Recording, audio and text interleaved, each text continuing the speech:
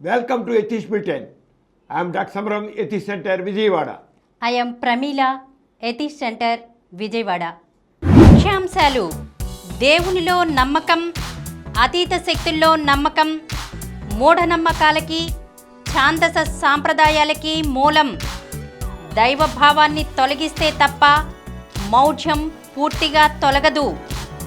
మనిషి మౌఢ్యం నుంచి లిబరేట్ అవడు. ప్రముఖ నాస్తికులు గోరా.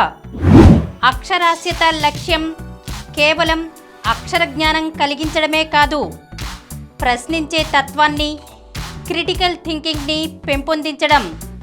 అదే విద్య లక్ష్యం కావాలి. విశ్వవిఖ్యాత బ్రెజిల్ విద్యావేత్త పాలో ఫ్రీరీ. గుడిలో నెత్తిన పెట్టే శటగోపంకి ఎటువంటి మహత్తు లేదు. నాస్తిక కేంద్రం. స్త్రీ అబల కాదు, సబల. కానీ అరాచకాలన్నీ ఆమె మీదనే. ఎందుకు?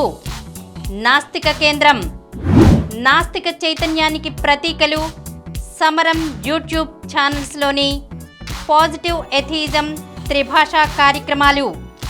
నేడే సబ్స్క్రైబ్ చేయండి. ముఖ్యాంశాలు చూశారు కదా, ఇక వివరాల్లోకి వెళ్దాం.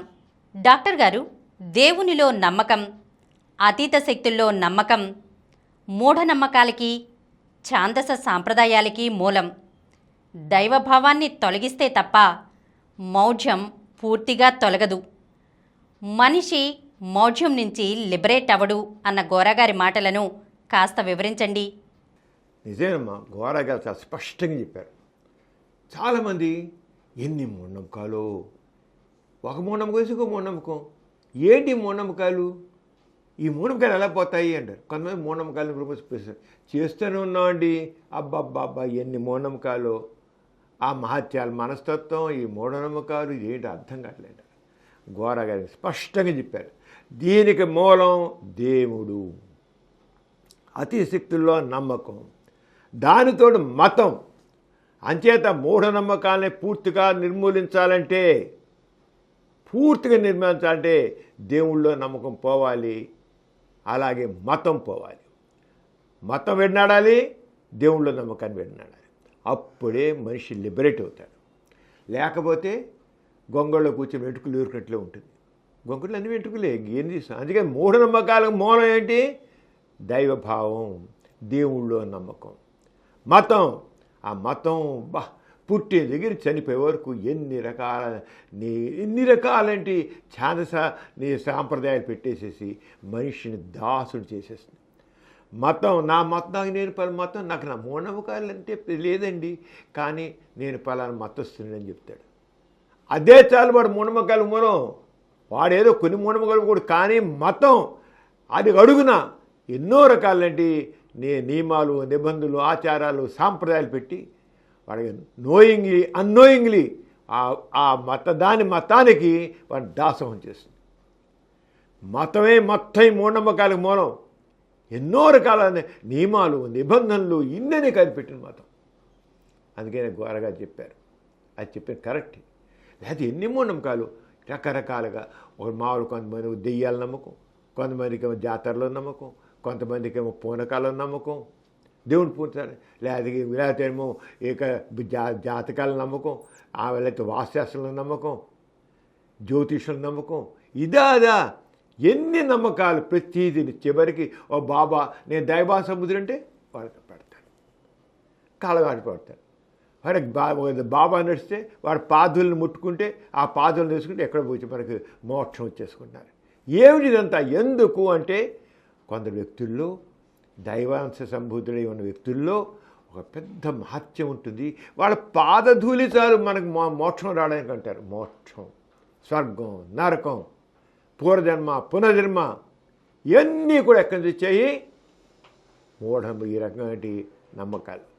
దేవుళ్ళ నమ్మకం, మత ఛాందస భావాల్లో నమ్మకం, అది పోతే తప్ప ఈ మూఢనమ్మకాలు పోవు. లేకపోతే ఇంతే ఇలాగొన్న మూఢనమ్మకాలు. లేకపోతే ఎంత మూఢనమ్మకాలు ఒకటి తప్పండి, ఇంకోటి ఒక తప్పండి. అక్కడ అసలు మూలాన్ని మనం కొట్టాలి. గోరగారు చాలా స్పష్టంగా చెప్పారు. మనిషిలో పాతుకుపోయినటువంటి మూఢనమ్మకాలు తొలగించాలంటే అంతకంటే పాతుకుపోయినటువంటి దైవభావాన్ని, దేవుని భావాన్ని తొలగించాలి. అలాగే మత కట్టుబాట్లని, మతంలో విశ్వాసాన్ని తీసేయాలి. అసలు ఆది మానవుడు అప్పటికి కొద్ది గుంపులుగా ఉండేవాడు. మొట్టమొదటి ఇండివిజువల్గా ఉండేవాడు, ఒంటరిగా ఉండేవాడు, అప్పుడు లెక్కలేదు. కానీ ఎప్పుడైతే గుంపులుగా వచ్చాడో వాడికి ఒక రకమైన సేఫ్టీ, సురక్షంగా ఉండాలి. మనం ఒక పక్క తుఫాన్లు వస్తున్నాయి, వరదలు వస్తున్నాయి, భూకంపాలు వస్తున్నాయి, రకరకాల ఇబ్బందులు ప్రకృతి వైపు. అప్పుడు ఆది మానవుడు ఎంతకంటే నాలాగానే ఒక వ్యక్తి ఉన్నాడు, వాడికి నాకంటే ఎన్నో రెట్లు మించిన శక్తి ఉంది. అంటే వాడికంటే అతీతమైన శక్తివంతుడు. వాడిని రకరకాలుగా ఉంచాడు. ఓండు దేవుడు అన్నాడు, ఒక అగ్ని దేవుడు అన్నాడు, ఆ సూర్యుని చూసి ఆడవ దేవుడు అనుకున్నాడు, తను ఒక వ్యక్తి అనుకున్నాడు. ప్రతి వాళ్ళని తన రూపంలో ఊహించుకున్నాడు. ఆది మానవుడు ఏం చేసింటే ఏదైనా జరగాలంటే తనలాంటి మనిషే, కానీ తనకు మించి ఎన్నో రెట్లు వెయ్యివంతుడు, 1000 శక్తులుగా కలిగినవాడు, మించినవాడు, 1000 శక్తులు మించినవాడు వాడని అంచేత అలాంటి దేవుడు, అలాగే దేవత అని ఊహించుకున్నాడు వాడు. ఆ రోజుల్లో అతని నాలెడ్జ్ అంతే పరిమితం.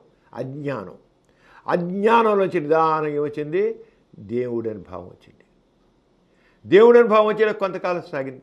ఆ రంగా నాగతి పెరుగుతూ వస్తుంది. నాగతి అంటే మనిషి గుంపులుగా ఉన్నవాడు, కొద్ది పల్లెల్లాగా, చిన్న చిన్న పట్టణాలలాగా ఉన్నాం మొదలెట్టారు. కానీ ఈ వచ్చే వరదల్ని, తుఫాల్ని, భూకంపాలని, అలాగే జబ్బులు వస్తుంటే ఆ జబ్బుల్ని ఎలా మసూచుకుండేది. మరి మొట్టమొదటిలోనే జబ్బులు కొత్తగా వేళ వచ్చిన కాదు, మసూచుకుంది. అంటే ఒక దేవతకి మన మీద కోపం వచ్చి తాను మనకి ప్రకోపం చూపిస్తే ఈ మనకి మసూచుకు వచ్చింది పెద్దమ్మవారు. అదే ఆటలం వస్తే తేలిక దిగిపోతుంది చిన్నమ్మవారు, పొంగు జ్వరం వస్తే చిన్నమ్మవారు. పెద్దమ్మవారు అంటే మసూచుకం, చిన్నమ్మవారు అంటే ఆట్లమ్మ, లేకపోతే మసూచు పొంగు జ్వరం. అంటే ప్రతిదానికి ఒక దేవత, ఒక దేవుడు, దేవుడు అలా దేవత దేవుడే పెట్టుకున్నారు పెద్దానికి. అంటే వాళ్ళెవరు మనిషి రూపం, మనుషులే, కానీ తనకంటే మించి ఎంతో శక్తివంతులు. అంచేత ఈ దేవతలకి వీళ్ళకి ఈ జనం మీద కోపం వస్తే అప్పుడు ఏం చేసే వాళ్ళు ఈ రంగా వ్యాధులు కలిగించి జనాలు హింసిస్తారు. మరి వీళ్ళు ఏం చేయాలి? ఇప్పుడు మనిషి కోపం వచ్చినకో వాడిని ఎదురుగా ముద్దాడతారు, ఏదో చేస్తారు. వాడు ఏదో వేడుకుంటారు, నాయన నువ్వు ఏం చేయకురా బాబు, తప్పైపోయిందిరా అని వేడుకుంటారు. అదేవిధంగా వీళ్ళకి జబ్బులు వస్తుంటే, ఆ మసూచిన జబ్బు వస్తే పెద్దమ్మవారు, అమ్మా ఏదో తప్పైపోయింది మా వల్ల, మమ్మల్ని క్షమించమ్మా, మమ్మల్ని దయతో చూడమ్మా, మమ్మల్ని హింసించకమ్మా, మమ్మల్ని ఏం బాధ పెట్టకమ్మా, మా పిల్లల్ని బాధ పెట్టకమ్మా, నీకేం కాలం ఇస్తాం అని చెప్పేసి ఒక కోళ్ళను, మేకలను, గొర్రెలను బలిచ్చేవాడు. వీళ్ళంతా మాంసాహారులే కదా అప్పుడు. అంచేది వీళ్ళు కూడా అందరికీ ఆ గొర్రెల్ని, మేకల్ని, కోళ్ళని ఎవరు ఇచ్చి అమ్మ తృప్తి చెందమ్మా, ఇంతకంటే మేము ఇవ్వగలం అని చెప్పి ప్రార్థించేవాళ్ళు. అంటే వాళ్ళ నాలెడ్జ్ ఎంతవరకు, వాళ్ళ జ్ఞానం అంతాను తనకంటే మించిన ఒక శక్తి ఒక మనిషి రూపంలో, మనిషే మనకి చాలా పెద్ద రూపం ఎక్కడో విశ్వంలో వ్యాపించింది. వాళ్ళు మంచి అది వేడుకోవడం అలాగా. ఆ రంగా ఈ దేవతలు వచ్చారు, దాని రకాలు వచ్చారు. దాంట్లో చేతబడి లాంటివి ఉన్నాయి. అక్కడ మళ్ళీ వాళ్ళు నమ్మకాలు ఏంటి? కొన్ని మంత్రాల మీద నమ్మకం. దాంట్లో మంచి మంత్రాలు, చెడ్డ మంత్రాలు. ఆ చెడ్డ మంత్రాలు క్షుద్ర విద్యలు. ఒకరి చేతిలో ఈ క్షుద్ర విద్యలు ఉన్నాయి, ఆ క్షుద్ర మంత్రాలు ఉన్నాయి. ఆ మంత్రాలు చదివి ఇంకొకరికి అనారోగ్యం కలిగించవచ్చు. అంటే చేతబడి, చెల్లంగి, ఇలాంటివన్నీ భావాలు ఎన్ని వచ్చాయి. ఇవన్నీ మూఢనమ్మకాలే. ఈ మూఢనమ్మకాలు పోతే తప్ప మనిషి విజ్ఞానవంతుడు. లేకపోతే నిరంతరం ఆ క్షుద్ర శక్తులకి వాటికి దాసం అయిపోయి మనిషి ఏమాత్రం పురోగతి లేకుండా అయిపోతాడు. అందుకనే గోరగారు చెప్పారు, మూఢనమ్మకాలకి మూలం అతి శక్తుల నమ్మకం, దేవుళ్ళ నమ్మకం. ఈ మతం తర్వాత నిదానంగా నాగరికత పెరుగుతున్న కొద్దీ మతం వచ్చింది. ఆ మతానికి మూలం ఏంటి? దేవుడు. వీళ్ళందరూ ఆల్రెడీ దేవుడు ఉన్నారు కదా. అంటే దైవ కేంద్రం ఏంటి? ఒక సిద్ధాంతం, మతం తయారైంది. ఇంకా పుట్టింది నుంచి చచ్చేదాకా ఆ మతంలో అనేకమైన విషయాలు పెట్టి మనిషిని బందీ చేసేది. మనిషి పిల్లవాడు పుట్టిన చచ్చేవారు, చచ్చిపోయిన తర్వాత కూడా వాడు స్వర్గానికి వెళ్ళాలి. దాని తగ్గట్టుగా మరి పూజలు సంస్కారాలు అన్నీ రకరకాల తగ్గాలు పెట్టారు. ఇవన్నీ మళ్ళీ పునర్జన్మ, మోక్షం, చెడ్డ పని చేసే నరకం, మంచి పని చేసే స్వర్గం, ఇవన్నీ ఎన్ని కాడి మతం ఇవన్నీ పెట్టి ఏ మతం తీసుకో స్వర్గం నరకం, పూర్వజన్మ పునర్జన్మ, ఇవన్నీ కూడా ఈ మతరీత్యా వచ్చాయి. మనిషికి అయితే ఆ సాంప్రదాయాలు ఎన్ని రకాల సాంప్రదాయాలు పెట్టారు. సాంప్రదాయాలన్నింటినీ మనిషిని వాటిని బానిస చేసి పరిచింది మతం. మనిషిని కట్టడి చేసింది మన మతం. మత విశ్వాసాలు ప్రతిదానికి దేవుని ప్రార్థించాలి. చేయకపోతే ఎదుగు వాస్తు మళ్ళీ ఈ రంగా వాస్తు గురించి నమ్మకం, వీళ్ళు ఇలా కట్టాలి అలా కట్టాలి. పెద్దానికి జీవితంలో ప్రతి ఒక్క విషయాన్ని మతం ఆదరించడం మళ్ళీ ప్రతి దాన్ని పిల్లవాడు పుట్టి నుంచి, పిల్లవాడికి అన్నప్రాసన చేయనించి, పిల్లవాడికి పుట్టిన చేసి, అసలు ఏమిటి అసలు లేనిదేమిటి మనిషి జీవితానికి ప్రతి దాన్ని కూడా ఒక దేవుడికో దేవతకో ముడిపెట్టేసేసి మనిషిని బందీ చేస్తారు. అలా చేయకపోతే నష్టం. వెంటనే ఎప్పుడు కూడా మత సాంప్రదాయాల్లో నువ్వు ఇది చేయకపోతే ఇలా అవుతుంది. మీ నాన్నగారు చచ్చిపోతే, మీ అమ్మ చచ్చిపోతే, నువ్వు తర్జనం పెట్టకపోతే వాళ్ళు త్రిశంకరం ఇలా తిరుగుతుంటారు వాళ్ళు. అంతే నువ్వు తర్జనాలు పెట్టాలి, కర్మకాండలు చేయాలి. లేకపోతే నెక్స్ట్ నువ్వు కూడా నరకని పోతావు చేయకపోతే. ప్రతి దాన్ని భయంతో ముడిపెట్టి ఏమవుతుందో, ఎందుకు కాదనాలి. ప్రతి దానికి ఇది ఇలా చెయ్యి, అలా అది చేయకపోతే నీ బతికిలు అయిపోతుంది.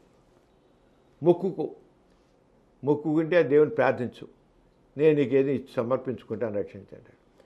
ఏదో జరిగిన మొక్కుకున్న తర్వాత మళ్ళీ నీకు సంవత్సరం కాలం నేను చేస్తాను అంటాడు.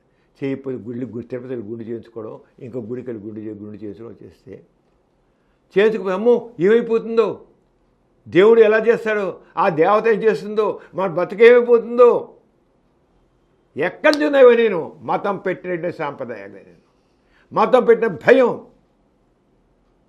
దీనివల్ల మనిషి ఏం చేయకుండా.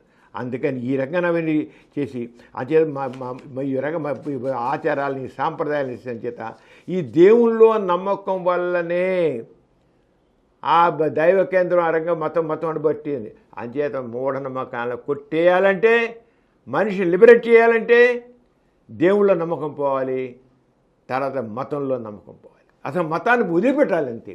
గోడగారు చెప్పినదే, నీకు మూఢనమ్మకాలు సమూలంగా పోవాలంటే, ఈ రకమైన మూఢనమ్మకాలు పోవాలంటే దేవుళ్ళో మతంలో నమ్మకం తీసిపారేసి. దేవుడు లేడు, నిజంగా దేవుడు లేడు, మానవుడు ఊహించాడు. అంచేత ఈ దేవుళ్ళో నమ్మకం పోవాలి, మతం కట్టుబాటు తీసి పక్కన పారే. మనిషి సమాజంలో అందరూ కలిసి ఉండాలి, మంచి చెడు పెట్టుకో. అంతేగాని ఒక మతం పని ఏంటి, అమ్మో నువ్వు చేస్తే కీడు కలుగుతుంది భయం. ఈ రకంగా ఉంటే కనుక వీటన్నిటిని మతాన్ని పూర్తిగా వెంటాడితే తప్ప మనిషి లిబరేట్ అవ్వడు. మతం అంచేత మూఢనమ్మకాలు పోవాలంటే, పూర్తిగా పోవాలని ఆశించాలంటే కేవలం మూఢనమ్మకాలను ఖండిస్తే సరిపోదు. ఇప్పుడు కొంతమంది కేవలం మూఢనమ్మకాలు తీసారు, ఎంత తీసిన మళ్ళీ ఎక్కడ ఉంటాయి. మూఢనమ్మకాలని ఖండించడే కాదు, మూఢనమ్మకాలతో పాటు దేవుడు తప్పని చెప్పాలి, మతం పనికిరాని చెప్పాలి, మత నమ్మికలు పనికిరావని చెప్పాలి, మత ఆచారాలు పనికిరావని చెప్పాలి, మత సాంప్రదాయాలు పనికిరావని చెప్పాలి. నువ్వు సమాజంలో మనుషుల మధ్య. అంతేగాని ఈ మత నమ్మికల్లో, మత సాంప్రదాయాలు, మత ఆచారాల్లో ఉన్నట్లయితే మూఢనమ్మకాలు ఎలాగే ఉంటాయి, వీడు ఎలాగే చేస్తుంటాడు. ఈ పునర్జన్మ, ఈ పూర్వజన్మ ఎన్ని ఉన్నాయి, ఇవన్నీ కొట్టిపోతాం. ఎప్పుడైతే మతాన్ని కొట్టేస్తావో ఆటోమేటిక్గా వెళ్ళిపోతాయి. అంచేత మూఢనమ్మకాల్ని నిర్మూలించాలనుకునే వాళ్ళు దాంతోపాటు ఏకంగా చెప్పాల్సిన ఏంటి, ఇవన్నీ మూఢనమ్మకాలు, దీనికి మూలం దైవంలో నమ్మకం, దేవుడు లేడు. అలాగే మతంలో నమ్మకం, మత విశ్వాసాలను పాటించడం. భయపడకండి. మతం ఏం చేస్తుంది, మనిషిని చేయకపోతే ఏదో అయిపోతుంది, దేవుడికి కోపం వస్తుంది, నీ బతుకు నాశనం అయిపోతుంది. మతం నాశనం అయిపోతుంది. రెండో పక్క మత సాంప్రదాయాలు ఆచారం తిరుపతి వెళ్ళి నీకు తిరుపతి గుండు చేయించకపోతే ఏదో అయిపోతాం. భయపడడం, వెళ్ళడం, భయం. మనిషిని భయంతో ఉంచుతుంది మతం, భయంతో కట్టుబెట్టి ఉంచుతుంది, అర్థం లేనివి. అలా చేయడం వల్ల మనిషి అయిపోయాడు స్లేవ్ మైండ్, బానిస ప్రవృత్తి. బానిసని వాడు ఎప్పుడూ కూడా స్వతంత్రంగా ఆలోచించలేడు, ధైర్యంగా ఉండలేడు, స్వతంత్రంగా ఆలోచించలేడు. ఎవరికైతే దేవుళ్ళు విశ్వాసం ఉంటుందో, ఎవరికైతే మతంలో మత కట్టుబాట్లని మతానికి విశ్వగా ఉంటాడో వాడు బానిస. దేవుడికి బానిస, మతానికి బానిస. ఈ బానిసకి స్వతంత్రంగా ఆలోచించే శక్తి ఉండదంటే. దేవుళ్ళో నమ్ముతున్నాడు వాడు బానిస, మతానికి కట్టుబాటు పెడుతున్నాడు వాడు బానిస, అంతే. ఆ బానిసే, వాడు స్వతంత్రంగా ఆలోచించలేడు, వాడు ప్రోగ్రెస్ అవ్వడం అంతే. వాడు ప్రోగ్రెస్ అయ్యి ఒక చక్కని సమాజం కావాలంటే దానికి మతాన్ని దేవుణ్ణి తీసి పక్కన పారేయాలి. అందుకే గోరగారు చెప్పారు, మూఢనమ్మకాలు పోవాలంటే దైవభావం వదలాలి, దేవుడు అనేది లేడని చెప్పాలి. రెండో పక్క మతంలో మత విశ్వాసాలు, మత సాంప్రదాయాలు, మత ఆచారాలు వీటిని వదిలిపెట్టాలి. అప్పుడే ఆ మనిషి లిబరేట్ అవుతాడు. అప్పుడు స్వతంత్రంగా, బానిస స్వతంత్రంగా ఆలోచించలేడు, బానిసే. ఎందుకంటే దాసం, స్లేవ్ మైండ్. వాళ్ళ ఫ్రీ విల్ ఉండదు, స్వేచ్ఛగా ఆలోచించలేడు. నాస్తికత్వంలో ఈ స్లేవ్ మైండ్ ఉండదు, వాడు స్వేచ్ఛగా ఆలోచించాడు, స్వేచ్ఛాలోచన. వాడు నిజం మీద ఉంటాడు, నిజం మీద ఉంటాడు, వాస్తవ దృక్పథం ఉంటుంది, సంఘ దృష్టి ఉంటుంది, వ్యక్తి గౌరవం ఉంటుంది, వ్యక్తికి సమానం గౌరవిస్తాడు. ఇలాంటి పనికిరాని చాలా స్వభావాలకు పడుతుంది దాసం నాస్తికుడు. అందుకని నాస్తికత్వం సరైనటి పరిష్కారం. దేవుణ్ణి విన్నాడాలి, మతాన్ని విన్నాడాలి. మనిషి ఫ్రీ విల్ స్వతంత్రంగా ఆలోచించగలగాలి, స్వేచ్ఛగా ఉండాలి. అప్పుడే వాడు ముందుకు వెళ్తాడు. అది కావాలి, అది గోరగారు చెప్పింది. అంచేది ఒట్టి మూఢనమ్మకాలు ఖండిస్తే మాత్రం ఈ మూఢనమ్మకాలు పోవు. ఒక మూఢనమ్మకం ఇంకో మూఢనమ్మకం వస్తుంది, ఒక బాబా వస్తాడు. దైవాసం దేవుడు ఉంటే కూడా వాడు దైవాంశ సమృద్ధి చెప్పడానికి ఓ దేవునికి ప్రతిలాగా దేవుని బిడ్డలాగా ఏడి బాబా మోసగాడు దేగ లేదా పిచ్చోడు. రెండు పిచ్చోళ్ళు అయి ఉంటారు వాళ్ళు, లేకపోతే మోసగాళ్ళు అని ఉంటారు. అంచేత విన్నప్పుడే సరైన మానవ సమాజం వస్తుంది, సరైన విజ్ఞత వస్తుంది, సరైనటువంటి మందులకు సరైన మార్గం ఏర్పడుతుంది. డాక్టర్ గారు, మన ప్రతి బులెటిన్లో సామాజిక పురోభివృద్ధికి, మానవ కళ్యాణానికి తోడ్పడిన ఒక ప్రముఖ మహనీయుని గురించి చెప్పుకుంటున్నాం కదా, ఈసారి ఎవరి గురించి చెబుతున్నారు? ప్రిమేరా, ఈ సమాజం చైతన్యం అయ్యి సరైన మార్గంలో వెళ్ళి సమాజంలో వ్యక్తులందరూ సమానతతో ఆదరణతో ఉండాలంటే ప్రతి ఒక్కళ్ళు విద్యావంతులు అవ్వాలి. విద్యావంతులు అయినప్పుడే వాళ్ళలోనే సరైన సైంటిఫిక్ నాలెడ్జ్ ఉంటుంది, వాళ్ళలో సరైన సైంటిఫిక్ టెంపర్ ఉంటుంది, శాస్త్ర విజ్ఞానం ఉంటుంది, శాస్త్ర దృక్పథం ఉంటుంది. వాళ్ళు సరిగ్గా ఆలోచిస్తారు. ఈనాడు సమాజంలో చూస్తే ఎన్నో రకాలంటి మూఢనమ్మకాలు ఉన్నాయి, అలాగే దోపిడీ ఉంది, దుర్మార్గం ఉంది. వీటన్నిటికి మూలం అజ్ఞానం. ఎవరైతే ఓపెన్ మైండ్తో చదువుకుంటారో, ఏ విద్యా వ్యవస్థ అయితే మనిషిని ప్రశ్నించే తత్వాన్ని ప్రవేశపెడుతుందో, ప్రశ్నించే తత్వం, పరిశీలించే తత్వం, పరీక్షించే తత్వం, ప్రశ్నించడం, పరిశీలించడం, పరీక్షించడం అనే తత్వంతో విద్యా విధానం ఉంటుందో ఆ మనుషులు సరైన మనుషులు అవుతారు, సరైన విద్యార్థుడిని లెక్క. అందుకనే ఈ పాలో ఫ్రీలీ అని ఒక విద్యావేత్త, ఆయన ప్రపంచ ప్రఖ్యాతి పొందాడు. ఈయన బ్రెజిల్కి చెందినవాడు, కానీ బ్రెజిల్లో మొట్టమొదటి చాలా ఇబ్బంది ఎదుర్కొన్నాడు. ఏమి లేదు చెప్పి ప్రతి వాళ్ళు విద్యావంతులు అవ్వాలి. ఆ విద్య ఎలా ఉండాలి? పరిశీలన దృక్పథం ఉండాలి, క్రిటికల్ థింకింగ్ ఉండాలి. బండగే అక్షరజ్ఞానం కాదు, అక్షరజ్ఞానం కాదు. విద్య అంటే అక్షరజ్ఞానం కాదు, అసలు జ్ఞానం కావాలి. అక్షర జ్ఞానంతో మనకి ఊరికి అక్షరాలు నేర్చుకుంటే అప్పుడే ప్రభుత్వం అయిపోతుంది. అలా కాదు, మనిషి జీవితాన్ని చదవాలి. దాంతోపాటు ప్రశ్నించే తత్వం, పరిశీలించే తత్వం, పరీక్షించే తత్వం ఉంటే వాడే సరైన మనిషి అవుతాడు. అంటే మొత్తం అలా చాలా ఇదిగా చేశాడు. ఆయన పేరు పాలో ఫ్రీలీ. ఆయన బ్రెజిల్కి చెందిన వ్యక్తి.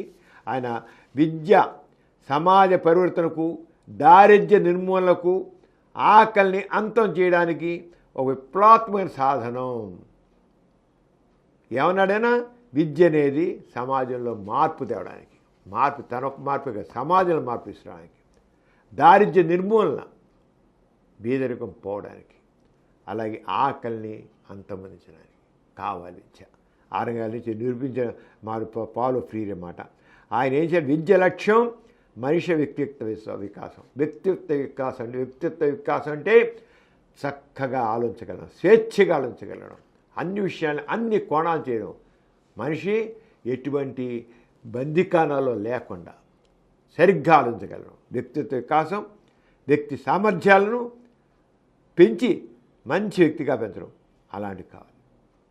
అతను మంచి పర్సనాలిటీ, వ్యక్తిత్వ విశ్వాసం, మంచి వ్యక్తిత్వం రావాలి. అలాగే తన శక్తి సామర్థ్యాన్ని పైకి తీసుకోవాలి. అంతేగాని ఏదో మామూలు ఒక గుమాస్తా చదువు కోసం కాదు, మంచి వ్యక్తిగా ఎదుగుండాలి. అంచేత శాస్త్రీయంగా సమర్థవంతంగా ఆలోచించే విద్యా విధానాన్ని వ్యాప్తి చేయాలన్నారు. విద్య ప్రధాన సాధనం. విద్య ప్రజల నిత్య జీవిత సమస్యల పరిష్కారానికి, నూతన దృక్పథంతో ఆలోచించడానికి, స్వశక్తి విశ్వాసంతో సామాన్యులు ముందడుగు వేయడానికి సాధనం నిరూపించాడు. అంటే విద్య అంటే ఏదో చెప్తున్నా కదా, ఏ చదివి ఒక డిగ్రీ చేతి పెట్టుకుని ఒక ఉద్యోగం సరైన కాదు, అలా కాదు. ఆయన వేసాడు నూతన దృక్పథంతో ఆలోచించడానికి, ప్రతి క్రిటికల్ థింకింగ్ అన్నమాట. నూతన స్వశక్తి విశ్వాసంతో, స్వశక్తి తన మీద తనకి నమ్మకం రావడానికి, నాకు తెలిసింది, నాకు విషయం తెలిసింది, ఎలా చేయాలో తెలిసింది, ఈ సమాజంలో ఈ సమస్యలను ఎలా పరిష్కరించాలో నాకు తెలిసింది. అంటే వాడి వ్యక్తిత్వం పెరిగింది, సమాజం గురించి ఆలోచించే అవకాశం వచ్చింది. అంచేత ఆ రకంగా సామాన్లు ముందుకు వేస్తే వాడితో పాటు ఈ సమాజం కూడా అభివృద్ధి చెందుతుంది. సమాజం అభివృద్ధి కాదు కానీ కేవలం గుమాస్తా ఉద్యోగం కోసం చదువు కాదు. అంటే విద్య అలా ఉండాలని రూపొందించారు.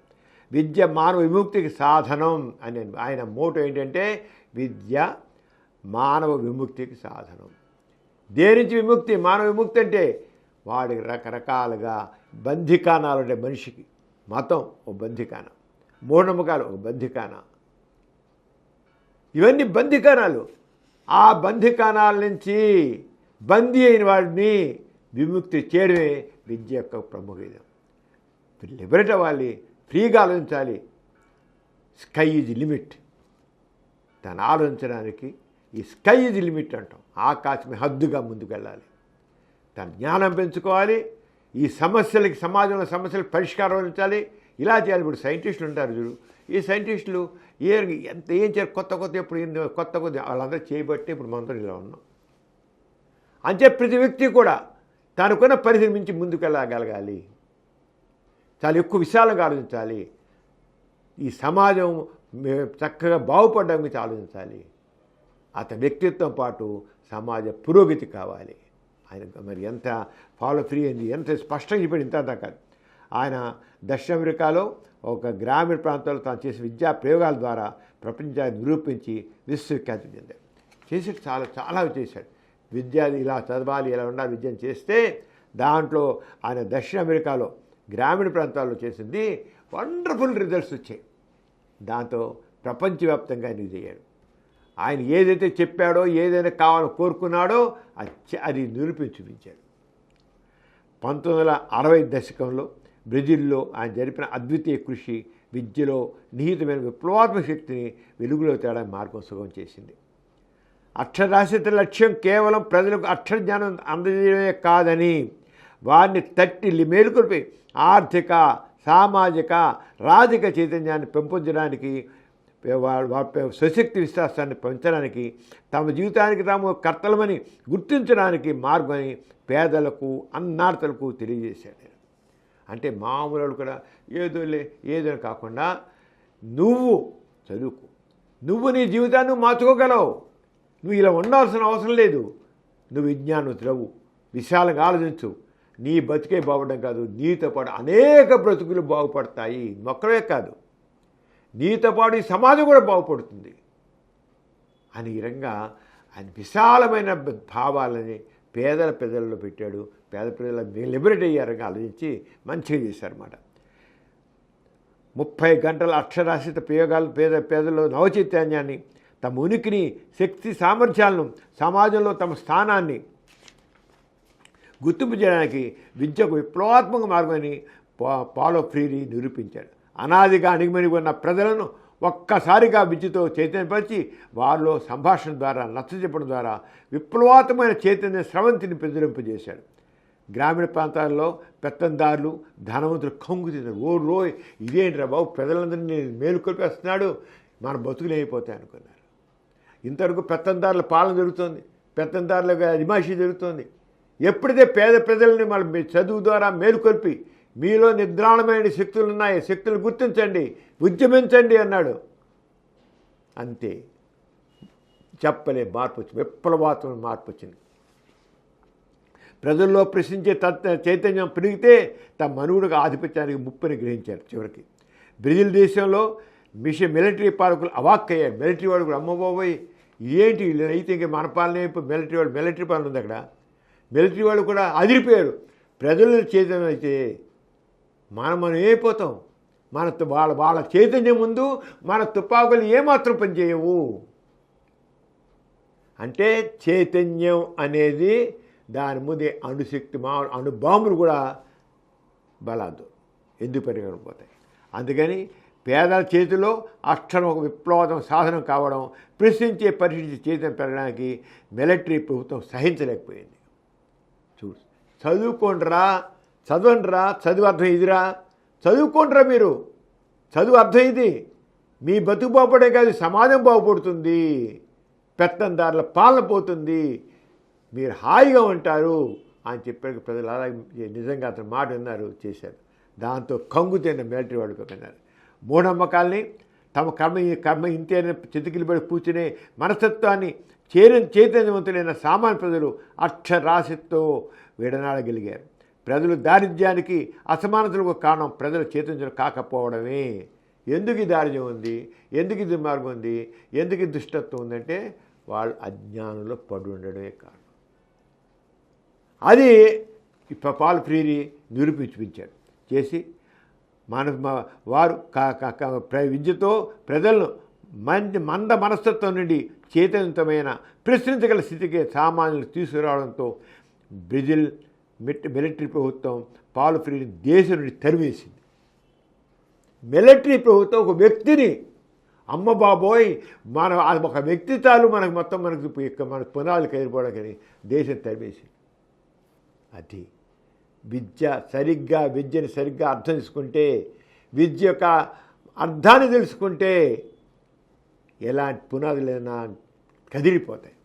అది చూపించాడు పాల్ ఫ్రీరీ. బ్రెజిల్ ప్రభుత్వం, మిలిటరీ ప్రభుత్వం ఆయన దేశం తరిమేసింది.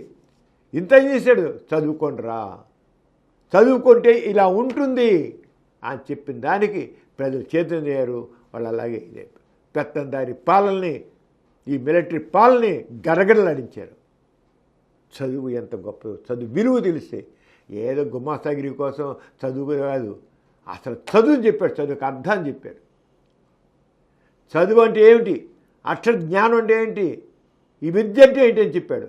ఎంత గ్రేట్! ఇంత జీవితంలో తుపాకి ఉందా, కత్తి ఉందా, బాంబు ఉందా? ఏం లేదు, విద్య అది కావాలి మనిషికి చైతన్యం. ఆ రంగా సమాజం చైతన్యం వచ్చారన్నమాట. ప్రజలను మంద మనసు నుండి చైతన్యం ప్రశ్నించగల స్థితికి సామాన్యం తీసుకురావడంతో బ్రెజిల్ మిలిటరీ ప్రభుత్వం పాల్ ఫ్రీని దేశం తరిమేసింది. అమెరికాకు వెళ్ళిన ఈ విద్యావేత్త అక్కడి అమెరికా వెళ్ళాడు. తన దేశం బ్రెజిల్ నుంచి అమెరికా వెళ్ళిన విద్యావేత్త అమెరికాలో వియత్నాం యుద్ధ వ్యతిరేక ఉద్యమం వలన 1640 దశకంలో తీవ్రంగా ప్రభావితుడయ్యారు. విద్యారంగంలో మరింత పరిణితి చెందారు. పాల్ ఫ్రీరీ ఆయన పోడగి ఆఫ్ ది అప్రెస్డ్ అనే ప్రపంచ ప్రఖ్యాతి చెందిన పుస్తకాన్ని రచించారు. 15 సంవత్సరాలు దేశ బహిష్కృతిగా ఉన్న పాల్ ఫ్రీరీ తిరిగి బ్రెజిల్లో అడుగుపెట్టి ఆ దేశంలో శావో యూనివర్సిటీలో ప్రొఫెసర్ అయ్యాడు. అంతేకాదు ఆ పట్టణానికి విద్యామంత్రి కూడా అయ్యాడు ఆయన. మరి విద్యకు వచ్చేసరిగా అంటే మిలిటరీ పాలన పోయింది, ప్రజాస్వామ్యం వచ్చింది. వస్తే ఆయన వెళ్ళి అక్కడ వెళ్ళాడు, మళ్ళీ బ్రెజిల్ వెళ్ళాడు. అక్కడ ప్రభుత్వంలో కూడా విద్యామంత్రిగా జాయిన్ అయ్యాడు. ఆ విధంగా బ్రెజిల్ ఉన్న 3/2 మంది స్కూళ్ళు అతని అధీనం వచ్చాయి. 3/2 స్కూలు ఆయన చెప్పినట్లు నడిచాయి. అంటే కేవలం విద్యను సరిగా ఇస్తే పేదరికం పోతుంది, సామాజిక సమస్యలు తొలుగుతాయి, మౌఢ్యం పోతుంది, బానిసత్వం పోతుంది, అణిచివేతని తొలగిస్తారు, సమానత్వం వస్తుంది, సౌఖ్యం వస్తుంది. అది విద్య. అది చేసి చూపించాడు పాల్ ఫ్రీరీ. ఇది కావాలి. ఏదో అక్షరజ్ఞానం కాదు, ఓ అక్షరాలు తెలుసుకోవడం కాదు, అక్షరమైన కొన్ని అసలు అర్థాన్ని ఆయన తెలియజేశాడు. అలాగే విద్య ద్వారా ప్రజాచైతన్యం కొరకు ఒక విప్లవాత్మక పద్ధతి తీసుకొచ్చాడు. పాల్ ఫ్రీ 1997 మే 2 మరణించారు. కానీ ఆయన మరణించే ముందు అవిద్యకు, అజ్ఞానానికి, మూఢనమ్మకాలకు, నిష్క్రియత్వానికి, అమాయకత్వానికి, దోపిడీకి గల అవినాభ సంబంధాన్ని బహిరంగ విధానం ద్వారా విడమని చెప్పిన విద్యా విప్లవకారుడు. విద్య లేనివాడు వింత పశువు అని మనం అంటాం. ఆ వింత పశువు కాదు మీరు చదువుకోండి, మహా గొప్ప వ్యక్తులు అవుతారు. మీరు మంచి వ్యక్తులు అవుతారు, మీరు బాగుపడతారు, ఈ సమాజం బాగుపరుస్తారు. పాల్ ఫ్రీరీ తన జీవితంలో నిరూపించాడు. అంచేత ప్రపంచ వివిధ దేశాల్లో అభ్యుదయ భావాలు గలవారు అతని విద్యా విధానం వల్ల ఆకర్షితులయ్యారు. అతను రాసిన పోడుగోగి ఆఫ్ ది అప్రెస్ అనే ఉద్గ్రంథం ప్రపంచంలో వివిధ భాషలో అందించబడింది. సంకుచితం మూర్ఖత్వానికి దారి తీస్తుందని, పాత ఆచారాలు అలవాట్లు ప్రజలపై రుద్ది వాటిని అజ్ఞాన కారణంలో ఉంచుతుందని, ప్రజల్లో క్రిటికల్ థింక్ కావాలి, ప్రశ్నించే చైతన్యం కావాలి, బహిరంగ విధానంలో ప్రజాస్వామ్య వ్యవస్థలో విప్లవాత్మక మార్పులు తీసుకురావాలని ఆయన చేసించారు. ఎప్పుడైతే విద్య చదువుకుంటారో అజ్ఞానం నుంచి బయటపడతారు. అజ్ఞానం బయటనే క్రిటికల్ థింకింగ్ వస్తుంది, ప్రశ్నించే చైతన్యం వస్తుంది, బహిరంగ విధానంలో ప్రజాస్వామ్యం బలపడుతుంది. ఆయన ఎంత స్పష్టంగా చెప్పారు. ఆయన సంస్కృతి విప్లవం రావాలంటే విద్యే పునాది అన్నాడు. సమాజంలో మార్పు రావాలంటే విద్యే పునాది. దానికి అమెరికాలో కన్నడలో జరిపిన ఆయన ప్రయోగాలు చాలు. అంచేత ఖండితంగా చెప్పిన విద్యావేత్త, సాంఘిక విప్లవకారుడు పాల్ ఫ్రీరీ సమాజ పరివర్తన రంగంలో ఒక ధృవతార. ఎంత గొప్పగా విద్యారంగంలో తీసుకునే వ్యక్తి. ఇలాంటివి మాకు కొనసాగించాలి. మనిషి ఆ మనుషులతో చనిపోకూడదు. చూడు ఎంత విప్లవం తీసుకొచ్చాడు. మిలిటరీ ప్రభుత్వం గదగదలాడిందంటే ఇక్కడ నీకు ఇమాజిన్, దేశం నుంచి మిలిటరీ తరిమేసిందంటే ఎంత విద్య ఇదో తెలుసు మనకి. అది 1920 సెప్టెంబర్ 19 బ్రెజిల్లో జన్మించిన పాల్ 1921 సెప్టెంబర్ 19 బ్రెజిల్లో జన్మించిన పాల్ ఫ్రీరీ తన 70 ఏట 1997 కొద్ది మనకి ఎంత 30 ఏళ్ళకంతే 1997 మే 2 బ్రెజిల్లో మరణించారు. అంటే ఎంత చైతన్యం. ఇలాంటి వ్యక్తులేనమ్మా సమాజాన్ని మార్చేది, సమాజాన్ని ముందుకు తీసుకెళ్ళేది, ప్రజల్ని చైతన్యపరిచేది, ప్రజల్ని గొప్ప వ్యక్తులుగా తీర్చిదిద్దేది. అలా ఉండాలి. ఇంత చేసి ఏం చేశాడు? చదువుకు అర్థం సరిగ్గా తెలుసుకో. నువ్వు బాగుపడతావు, ఈ సమాజం ముందుకు వెళుతుంది. నువ్వు చక్కగా ముందుకు వెళ్తావు, సమాజం ముందుకు వెళ్తుంది. అది కావాలి. ప్రతి ఒక్క వ్యక్తి కూడా తను ఎందుకు చదువుతున్నాను, ఆ చదువుకు అర్థం ఏమిటి అని తెలుసుకుంటే విప్లవాలు. లేకపోతే సమాజం ఏం చెప్పి ఎన్ని మూఢనమ్మకాలు, ఎంత మూఢనమ్మకాలు. మనిషి అలాగా మూఢంగా ఉండి ప్రార్థన చేసుకుంటూ ప్రార్థిస్తూ వేడుకుంటూ వాటి ఈ దారిజీలాగా ఉంటుంది, అసమర్థలాగా ఉంటున్నాయి, ఈ దోపిడీలాగా ఉంటుంది, దుర్మార్గంగా ఉంటుంది, దుష్టంతలాగా ఉంటుంది. దీనికి కారణం ఏంటి? మనిషి చేతులు కాపాడు. అందుకు కావాలి విద్య. అది మనం చూసాం. డాక్టర్ గారు, గుడిలో దేవుని దర్శనానికి వెళ్ళినప్పుడు పూజారి అందరికీ శటగోపం పెడతారు కదా, దీనివల్ల ప్రయోజనం ఏంటంటారు? ఏమీ లేదమ్మా. దానికి మామూలుగా ఈ దేవుళ్ళని నమ్ముకున్న వాళ్ళు, అలాగే మూఢనమ్మకాలు ఉన్నవాళ్ళు వాడికి లేని మహత్యాన్ని అంటగడతారు అంతే. ఒక పోలీసు వాడు పెట్టుకునే టోపీ, లేకపోతే ఒక గనుల్లో పనిచేసేవాడు కార్మికుడు టోపీ కంటే ఇది మించిందేం కాదు. ఈ శటగోపం ఒకటే.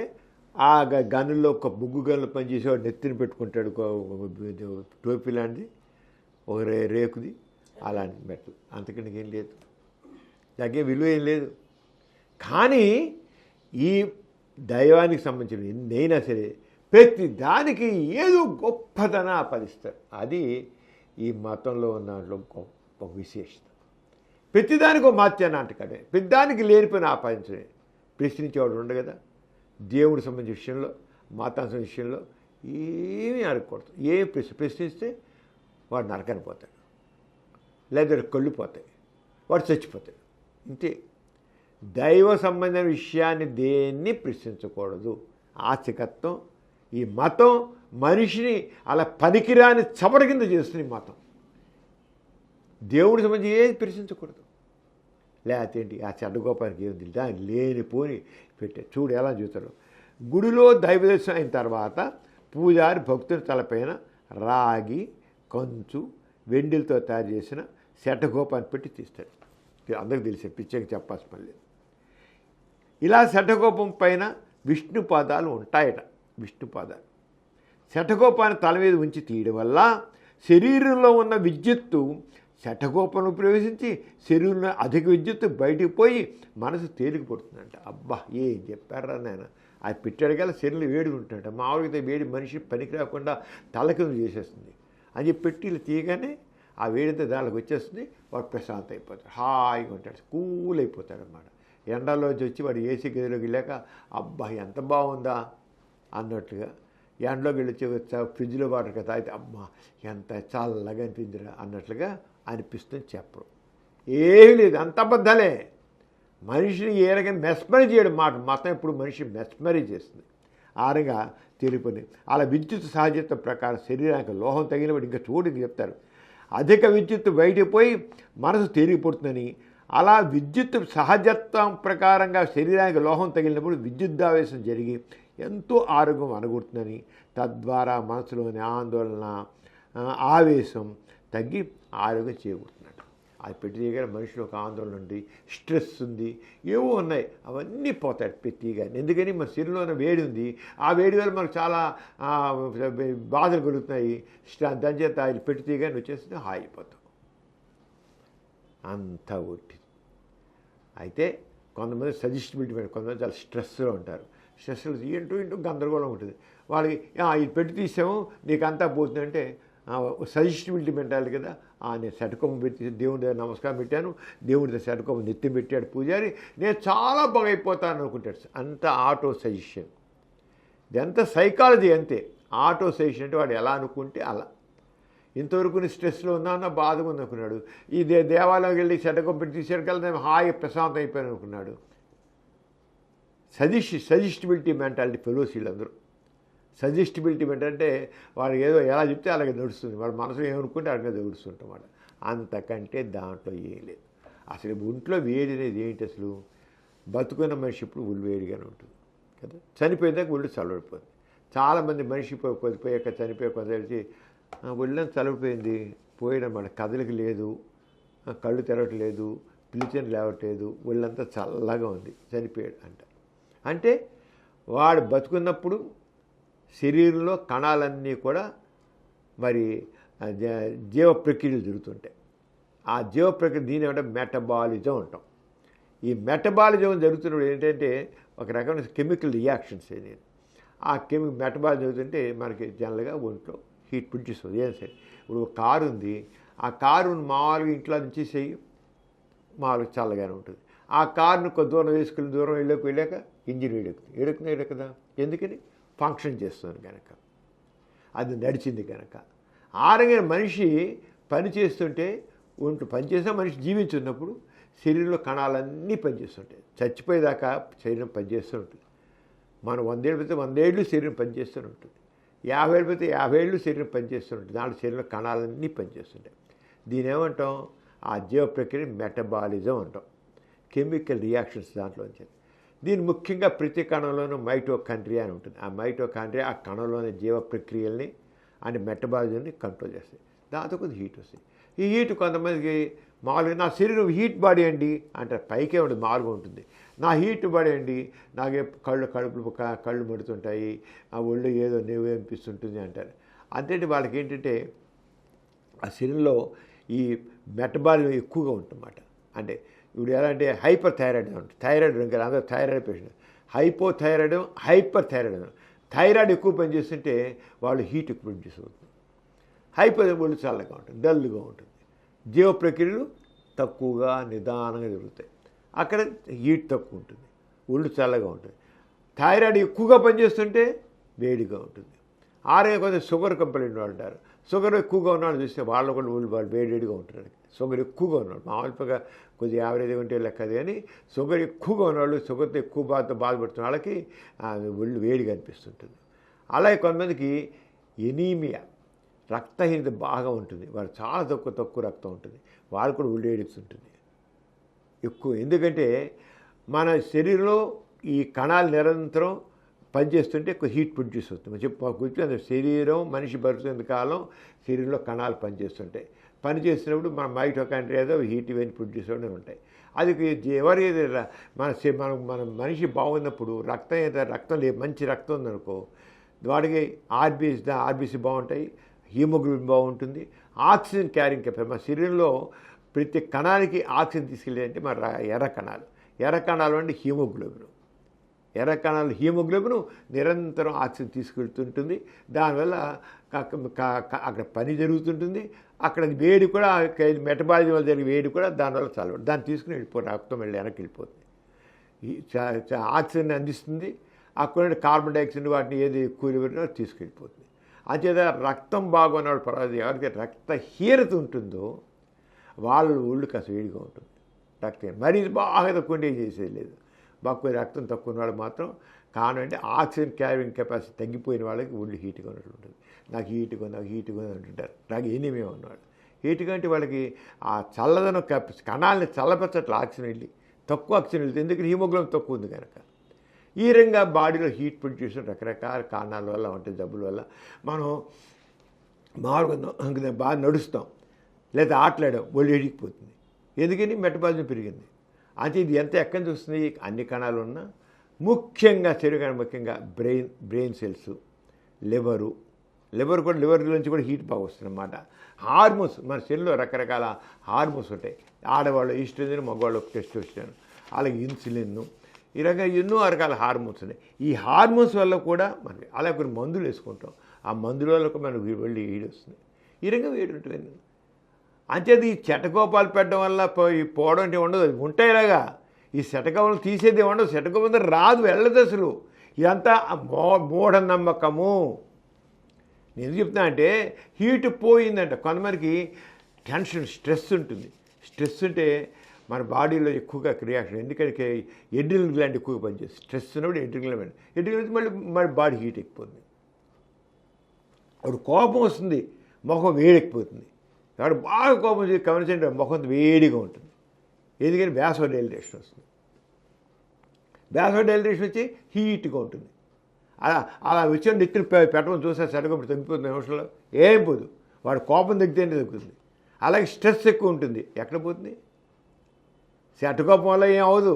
అంటే నేను ఎందుకు వేడి చెప్తున్నా అంటే వాళ్ళకి రకరకాల అనారోగ్య సమస్యలు అలాగే ఫిజియలాజికల్గా ఉండే వాటి వల్ల వాళ్ళ హీట్ ఉంటుంది, మామూలుగా హీట్ ఉంటుంది. శటకోపం వాటిని ఏమీ మార్చదు.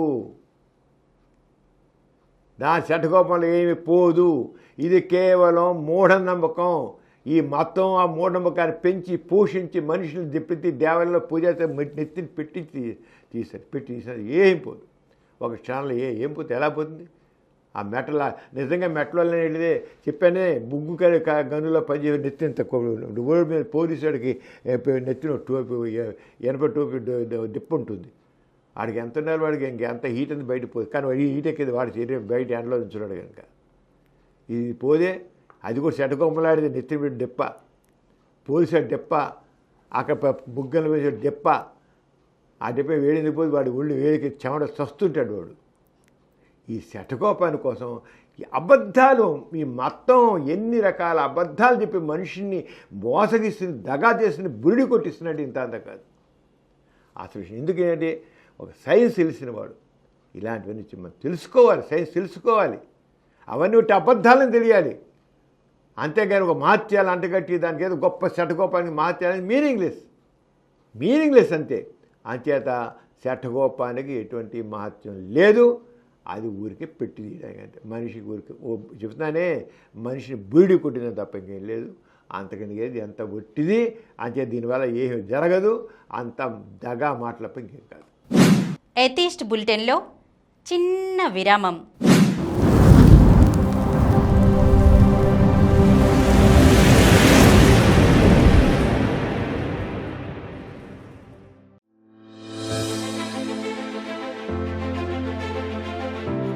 యురేనియం ఎందుకు ప్రమాదకరం? న్యూక్లియర్ యాక్సిడెంట్లు ఎలా జరిగాయి? జూపిటర్ మన భూమిని ఎలా కాపాడుతుంది? నానో టెక్నాలజీ చేయబోతున్న అద్భుతాలు ఏమిటి? మనుషులు అంతరించిపోతే భూమిపై ఏం జరుగుతుంది? టైం మెషిన్ చేసే అద్భుతాలు ఏమిటి? ఏలియన్స్ ఉన్నారని ఆధారాలున్నాయా? సముద్ర అలలకి చంద్రునికి సంబంధం ఏమిటి? సూర్యుడు బ్లాక్ హోల్గా మారితే ఏం జరుగుతుంది? డైనోసార్స్కి ముందు భూమి ఎలా ఉంది? గ్రావిటీ అంటే ఏమిటి? శాటిలైట్స్ భూమి మీద పడకుండా స్పేస్లో ఎలా తిరుగుతున్నాయి? నాసా యొక్క రహస్యాలు ఏమిటి? స్పేస్లో గాలి ఉంటే ఏం జరుగుతుంది? టైటానిక్ మునగడానికి ముందు ఓడలో ఏం జరిగింది? మిమ్మల్ని ఆశ్చర్యపరిచే ఇలాంటి అద్భుతమైన విషయ సమగ్ర సమాచారాన్ని అందించడానికే మా సమరం సైన్స్ వరల్డ్ ఖగోళ విజ్ఞాన కార్యక్రమం. ఎథీస్ట్ బులెటిన్కి తిరిగి స్వాగతం. డాక్టర్ గారు, స్త్రీ అబల కాదు, సబల. మరి అరాచకాలన్నీ ఆమె మీదనే ఎందుకంటారు? ఎందుకంటారంటే ఈ సమాజం ఆడదాన్ని మొదటి నుంచి ఒంటింటి కుందేరు చేసి పరిస్థితి. మతం కూడా ఆడదాన్ని సెకండ్ డేట్ సిటిజన్ చేసి పరిస్థితి. మతం అంతే. మతంలో మా మతం వల్ల మనుషులకి ఆడవాళ్ళు బయట రాకుండా ఊరికే పేరుకి అన్నప్ప స్త్రీకి ఏ రకంగా స్వేచ్ఛ చేయకుండా చేస్తారు. కేవలం పురుషాహంకారం. దేవుడు ఉన్నాడు, దేవుడు అని చెప్తాడు. దేవుడిని పెట్టారు కదా, మరి దేవుడు అన్నవాడు ఆడదెందుకు కాకూడదు? దేవుణ్ణి మగాడి కింద ఎందుకు చెప్పాలి? ఒక పక్క శక్తి స్వరూపిణి అంటది ఆడదాన్ని, కానీ మగతనం వచ్చి అంటే మొదటి నుంచి ఈ సమాజంలో ఏదో పేరుకి ఆడది శక్తి స్వరూపిణి అన్నా, ఇంకో దేవత అన్నా, ఇంకోటి అన్నా, కానీ ఆవిడ మాటలకే తప్ప అసలు విలువ మగవాడికి ఇచ్చారు. దేవుణ్ణి ఆడదని చేయలేదు, దేవుడిని ఆడదానికి చేయలేదు. స్త్రీ శక్తి స్వరూపిణి కదా, మరి దేవుడు ఎందుకు శక్తి అంతా దేవుడికి ఎందుకు మగాడికి ఎందుకు పెట్టారు? అంటే మతం కూడా పురుష పక్షపాతి. వాడి కండబలం ఉండబట్టి, కండబలం ఇంత బుద్ధిబలం ఆడదానికి ఉంది ఎక్కువ చెప్పాలంటే. కండబలం కంటే బుద్ధిబలం గొప్పది. కానీ ఈ సమాజంలో మొదటి నుంచి ఆడదాన్ని పనికిరాని కిందే లెక్కట్టారు, అణిచి ఉంచారు. అంతేనా ఆడది కూడా నాకెందుకులే అని కొద్దిగా ఏదైనా మాట్లాడితే మగవాడికి ఏదైతే నోరు మూసుకో, నువ్వు ఆడదాను అంటాడు. ఇంట్లో ఇంటి సమస్య వస్తుంది ఏదో చూడాలంటే, ఏ విషయం వచ్చేసి పిల్లల గురించి కానీ, లేదా పిల్లల గురించి కానీ, చదువుల గురించి కానీ, ఏదో వచ్చి లేడీ ఏదైనా మాట్లాడిపోతుంటే ఆ మొగుడు కానీ లేదా మగవాడు కానీ నువ్వు ఆడదాని నోరు కూర్చో అంటారు.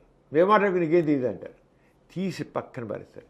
ఇది తక్కువ అంటే అడుగడుగున ఆడదానికి అణిచివేతే. చరిత్ర ఎక్కడ తీసుకో, మొత్తం మానవ చరిత్ర ఎక్కడ తీసుకో, ఆడదాని అణిచివేతే. దాంతో ఆడదాని కూడా ఆమెను కూడా మానసికంగా నువ్వు తక్కువ దానివి, నువ్వు శక్తిహీనురాలివి, పేరుకి ఎప్పుడైనా కావాలంటే నేను ఒక దేవతని ఊరికి అంటారు అంతే. అదంతా ఉట్టిగా నిజం కాదు, అబద్ధం. నీకేం విలువ లేదు. పేరుకి వాళ్ళకి అవసరం కోసం నిన్ను పొగుడతారు అంతే. మగవాడి అవసరం కోసం ఆడదాన్ని పొగుడతారు, మళ్ళీ నిజంగానే ఇదైతే అణిచివేస్తారు. మగవాడి కానీ ఎక్కడ పెరుగుతుందో అని మగవాడి దాన్ని అణిచే సమాజం. అంతే ఆడది కూడా నేనేం చేయలేను, నేను అబలని అని మానసికంగా అమ్మాయిని కృంగదీసి పరిస్థితి సమాజం. నేను అబలని, నేనేం చేయలేను, నాకేం తెలియదు. ఒకటి 10 సార్లు నువ్వు సొంఠవి అనుకుంటారు. ఆరంగానే నీకేం తెలియదు, నోరు మూసి కూర్చో, నోరు మూసుకో. ఇప్పుడు ఇళ్ళల్లో ఎక్కడ చూడు, నీకేం నోరు మూసి కూర్చో అంటారు. ఏమాత్రం కూడా ఆడదానికి విలువ ఇవ్వరు. కానీ మగవాడికి ఏమాత్రం తక్కువ కాదు, ఏమాత్రం తక్కువ కాదు, ఇంకా ఎక్కువని కూడా చెప్పాలి. కానీ ఆడదాన్ని సైకలాజికల్గా పనికిరాని దానికి చేశాడు కదా, చులకన అయిపోయింది అందరికీ. అలా ఒకటి 100 సార్లు ఆమె నోరు మూసి ఉండేటికల్లా చులకనైపోయింది అందరికీ. మరి ఎందుకు అత్యాచారాలని ఆడదాని మీద జరుగుతున్నాయి? ఎందుకు మగాడి ఎందుకు జరగలేదు? మగాడి మీద వచ్చేది ఆడదాని తక్కువ కాదు, కాళ్ళని పొడిచి వెంపారేయగలరు. ఝాన్సీ రాణి రుద్రమదేవి అది తక్కువ వాళ్ళు. మరి విజృంభిస్తే మగవాళ్ళు వాడు లేకుండా పోయారు కదా, తెడిచిపెట్టి పారేశారు. రాణి రుద్రమిది ఒక పెద్ద సామ్రాజ్యానికి అధినేత్రి. ఎక్కడి నుంచి శక్తి? అంచేత ఆడదాన్ని మానసికంగా పనికిరాని దాని కింద ఈ సమాజం, ఈ మతాలు, ఈ దైవభావం మనిషిని పనికిరాకుండా చేసే పరిస్థితి. దాన్ని కించపరిచేసింది. నువ్వు పనికిరావు అని నిజంగా పనికిరాని కావాలనుకున్నాడు. దాంతో ఏంటి, ఎవరైనా ఏదైనా చాలా ఈజీగా సునాయాసంగా ఆవిడని తేలిగ్గా అణిచివేయడానికి, తేలిగ్గా ఆమె దాడి చేయడానికి అవకాశం వచ్చింది. ఆమె నేను తక్కువ కాదు, నేను మగవాడితో సమానమే అనుకుంటే మాత్రం తిరగబడగలదు. కానీ మానసికంగా ఎప్పుడైతే ఒక బానిస ప్రవృత్తి ఆడదానిలో ఉందో, దాంతో ఇప్పుడు దళితుల మీద చాలా అటాకులు జరుగుతున్నాయి. అగ్రవర్ణాల మీద కంటే అటాకులు దళితుల మీద జరుగుతాయి. ఎందుకు జరగదు? వాళ్ళు సమానంగా, మగాళ్ళు సమానమే కదా, వాళ్ళు మగవాళ్ళే కదా, వీళ్ళు మగవాళ్ళే కదా. కానీ దళితులు ఏంటి, నేను పడుండాలి అనుకుంటున్నాడు. అంతే దళితుల్ని పట్టడాలు, హింసించడాలు, చంపడాలు ఎక్కుంటాయి. దళితులు అగ్రకులస్తులు చేయరు, అగ్రకులస్తులు దళితులు చేస్తారు. వీళ్ళు కూడా ఆ తిరుగుబాటు మనస్తత్వం లేకుండా నేను అణిగిమడి ఉండాలి అనే భావం దళితుల్లో ఉంది. ఇప్పుడు మన స్వాతంత్రం వచ్చాక మన భారతదేశంలో అందరికీ సమానత ఉంది కనుక, జస్టిస్సు అనేది ఒకటి ఉంది కనుక, సమానత ఈక్వాలిటీ అనేది ఒకటి ఉంది కనుక, స్వేచ్ఛ అనేది ఒకటి ఉంది కనుక, మన కాన్స్టిట్యూషన్ ప్రకారంగా దాని ప్రకారంగా వీళ్ళు ఇప్పుడు కాస్త లిబరేట్ అవుతున్నారు. కానీ యుగాలుగా దళితులు అణచివేతకే గురవుతున్నారు, అణచిపెడుతూనే ఉన్నారు. ఇప్పుడు నీగ్రోలు ఉన్నారు. ఆ నీగ్రోల్ని బానిస వ్యాపారం చేశారు. నీగ్రోలు అమ్ముడు పశువుల్లో, సంతల్లో గొర్రెల్ని, ఆవుల్ని, ఎద్దుల్ని అమ్మినట్టుగా ఈ మనుషుల్ని ఎందుకు అమ్మారు? ఈ బానిస వ్యాపారం జరిగింది. అక్కడ కూడా మనం అలా ఉండాలి అని అన్నారు. నీగ్రోలం, నల్లవాళ్ళం, మనం తక్కువ. వాడు యాక్చువల్గా శారీరక బలం చూస్తే తెల్లవాడి కంటే బలవంతుడు వాడే. వాడికంటే వీడు ఎక్కువ బలవంతుడు నీగ్రో. కానీ ఎందుకు అనుకున్నాడు? వాడు మానసికంగా బలహీనత. నేను తక్కువ వాడిని. అబ్రాహం లింకన్ వచ్చి అవన్నీ తీసి బానిస వ్యాపారం తీసి చేయబట్టి ఇలా ఎంతమంది చేసి మార్టిన్ లూథర్ కింగ్ వచ్చి పైన చేయబట్టి కాస్త మార్పు వచ్చింది. కానీ లేకపోతే అలాగే జరిగేది. ఆ మనుషుల్ని లిబరేట్ చేయబట్టలేదు. అలాగే ఆడవాళ్ళు కూడా యుగాలుగా అణిచివేత గురవుతూనే ఉన్నారు. అందుకనే వాళ్ళ మీద దాడులు జరుగుతాయి. ఎందుకని వీళ్ళలో ఎదుర్కొనే చైతన్యం లేకుండా చేశారు. ఎదుర్కొనే చైతన్యమే ఉండాలి. ఆ చైతన్యం కరువైంది. దానికి కారణం ఏంటి? మతం. వీళ్ళు కేవలం ఆడవాళ్ళు కేవలం పూజలు చేయడానికి, ఇంట్లో పూజలు చేయడానికి, లేకపోతే వాళ్ళు ఏదో చిన్న పండగలు చేసుకోవడానికి, వ్రతాలు చేసుకోవడానికి ఆడదాన్ని అంతవరకే పరిమితం చేసేసారు ఆడదాన్ని. కొంతమంది వేరే తెగించుకుని ముందుకెళ్ళారు, వేరే విషయం. కానీ మెజార్టీ ఆడవాళ్ళందరూ కూడా మేము ఎంతే. వాళ్ళ మానసిక దారిద్ర్యం, మానసిక బానిసత్వం వాళ్ళలో వచ్చేసింది. మన కలకడాలో హింస జరిగింది. అమ్మాయి పీజీ స్టూడెంట్, సెకండ్ ఇయర్లో ఉంది. కానీ ఒక మెడికల్ స్టూడెంట్ అయ్యుండి కూడా ఎందుకని చేయలేకపోయింది? ఎందుకు పెరుగులాడలేకపోయింది? వాడిని తన్నితే వాడు లాగిలే దన్నని వాడు టెస్టికల్స్ మీద పినిసి బట్ కోట్ దన్నని కాలు కింద పడిపోయాడు. కాలు తంతే ఎందుకు చేయలే? నేనేం చేయలేను, నేను ఆడదాన్ని, నేను నిస్సత్వ. నాకే శక్తి లేదు అనుకుని ఆ బానిస భావం మనసులో ఉండబట్టి నాకు ఒక మెడికల్ స్టూడెంట్ ఆమె ఆవిడ వచ్చి పట్టుకుంటే ఒక తన్ను జరిగితే లేకపోతే లోపల కడుపులో గుద్దితే కింద కళ్ళు తిరిగి పడేవాడు, లివర్ పట్టును కొట్టితే ఎందుకు అట్లా ముక్కు మీద పట్టును కొడితే చచ్చేవాడు వాడు. దాని మీద చెయ్యగానే ముఖం పట్టును కొడితే ముక్కు పగిలిపోయేది. ఎందుకు కొట్టలేదు? వాడికి ఇంతగా అన్హర్ట్గా ఎందుకు వెళ్ళాడు?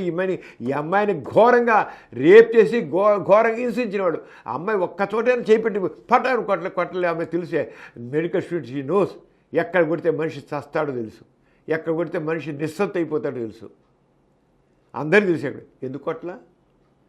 నేను అసక్తురాలని, ఎంత చదువుకున్నా జీర్ణించిపోయిన భావం నేను అసక్తురాలని ఈ సమాజం అలా తయారు చేసింది.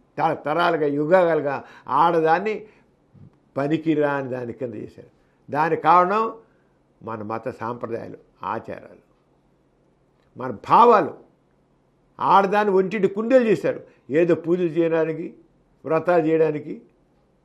ఇందుకే చేసే మనిషిని అలా చేశారు. ఆడదాని మైండ్ సెట్ అంతా కూడా అలాగే పరిమితి చేసి పరిశారు. అందుకనే లేడీస్ విజృంభించాలి, లిబరేట్ అవ్వాలంటే. ఈ మత ఈ వ్రతాలు, పూజలు, పునస్కారాలు పక్కన ఏ లేదు అసలు. ఈ పూజలు, పునస్కారాలు అర్థం లేనిది. మనిషిని మానసిక దౌర్బల్యాన్ని తీసుకుంటుంది మతం. వరలక్ష్మి వ్రతాలని, మంగళవారి వ్రతాలని, ఏంటి వ్రతాలు? జన్మజన్మకి ఈడే నా మొగుడా? ఏ మొగుడు? సార్ మూడు ఈ మూడు మీద పనికి పోతానికి కూడా తెలుస్తుంది. అది మనుషులకు కావాల్సింది. వీడు మంచిగా ఉంటే, నాతో చక్కగా ఉంటే నేను ఉంటాను, లేకపోతే నేను బతకగలను. ఏ మొగుడు అయితే బతకలేదా? ఇలాంటి మొగుళ్ళు అంటే బతుకుతారు ఏంటి? అమ్మా పడి ఉండాలా? అవసరం లేదు. ఆ చైతన్యం రావాలి అంతే. నేను ఇప్పుడు జన్మజన్మలకి నా మొగుడని ఆ వరలక్ష్మి వ్రతాలను, గౌరవతాలను, సత్యనారాయణ వ్రతాలు చేయాలా? ఈ మొగుడే నాకు కావాలని. చాలా తప్పలు, చాలా తప్పలు. ఆ రకంగా మానసికంగా వాళ్ళల్లో ఎక్కలేని బానిస ప్రవృత్తిని ఈ మతం పెంచిందండి. ఈ మత సాంప్రదాయాలు, ఆచారాలు, వ్రతాలు ఇవన్నీ కారణం. అందుకనే ఎంత చదువుకున్నా ఆడది అనవసరంగా ఈ రకంగా. అక్కడ నిర్భయ అయింది, ఈమె అభయ అయింది. కలకత్తా అభయ అంటున్నారు అమ్మాయి. ఆ పేరు అసలు పేరు చెప్పరు.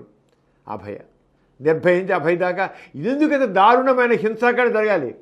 కారణం మన సమాజం, మన సామాజిక వ్యవస్థ. ఈ సమాజంలో ఆడదానికి ఇచ్చే గౌరవం, ఈ సమాజంలో ఆడదానికి ఇచ్చే నేర్పే విద్య ఇదా దారుణమైన ఇది. మన మనస్తత్వాన్ని పనికి రాకుండా, ఆడదాన్ని పని రాకుండా చేస్తుంది ఈ సాంప్రదాయాలు, ఆచారాలు, ఈ మతం. ఖచ్చితంగా మతం మనిషిని కారణమైంది. ఈ మత సాంప్రదాయాలు మనిషిని, ఆడదాన్ని పని రాకుండా చేసి కేవలం పూజలకి, పునస్కారాలకి, వీరికి వచ్చేస్తున్నారు. నో, అసలు ఇవన్నీ ఇలాంటివి పోతే తప్ప ఆడది లిబరేట్ అవ్వదు. ఆడది లిబరేట్ అవ్వాలంటే ముందు ఈ మత సాంప్రదాయాల ఆచారాలు పక్కన బయరాలి. ఈ వ్రతాలైన మీనింగ్లెస్ అసలు. వాళ్ళ పాదలు నిన్నవాళ్ళు పూజ దేవత లేదు, దేవి లేదు, దేవత లేరు. పనికి రాని వాళ్ళ మనుషుల్ని దాసం చేసేసి, స్వేచ్ఛ లేకుండా చేసేసి, ఒంటిని కుందేలు చేసి పనికి రాకుండా చేస్తున్నారు హ్యూమన్ పవర్ అంతా. దీనికి కారణం అంతా దైవభావం, ఈ మతం. ఈ మతమే మూలం మనుషుల్ని అవర్గం చేశాడు. ఎవరైతే బయటపడుతున్నారో వాళ్ళు స్వేచ్ఛగా ఉండాలి. స్వేచ్ఛగా మనుషులకు ఏ మాత్రం తక్కువ కాదు. ఏ మాత్రం ఆడది మగవాడి కంటే తీసిపోలేదు. కానీ ఈ మతాలు, ఈ దైవములు, ఈ వ్రతాలు, ఈ పూజలు మనిషిని మానసికంగా పనికి రాకుండా చేస్తున్నాయి. అందువల్లే యుగాలుగా ఆడదాని మీద దౌర్జన్యం జరుగుతుంది. అంతకనికి కాదు, ఆడదేమీ తక్కువ కాదు, మగవాడి అహంకారం కూడా దీనివల్లే. ఈ మతమే మనిషిని మగవాడికి అహంకారం చేసింది. ఆడదేమో ఎప్పుడు జమజమనికి వీడిన మూడుని పూజ మంగళ వ్రతాలు చేయాలా? మగవాడు దీయుడు యుగాలుగా ఈ పెళ్ళం నాకే కావాలని ఎందుకు చేయడంట? ఏంటి వ్యవస్థ?